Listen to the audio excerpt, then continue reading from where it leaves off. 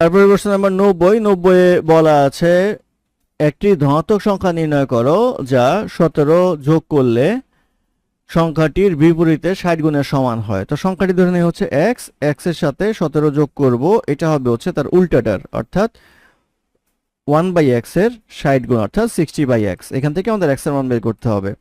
তাহলে এটা যদি আমরা করি x মাইনাস 60/x ইকুয়ালস আসবে হচ্ছে -17, বা x কমন নিলে লসাগু করলে x স্কয়ার মাইনাস 60 ইকুয়ালস আসবে হচ্ছে -17, বা x স্কয়ার মাইনাস 60 ইকুয়ালস আসবে হচ্ছে -17x, বা x square plus 17x minus 60 equal 0, বা মিডল টার্ম করলে 3 বিশে 60 প্লাস আসবে হচ্ছে 20x minus 3x minus 60 equal 0, বা x কমন নিলে x প্লাস 20 মাইনাস 3 কমন নিলে x প্লাস 20 ইকুয়াল 0, বা x plus 20 into x minus 3 equal 0।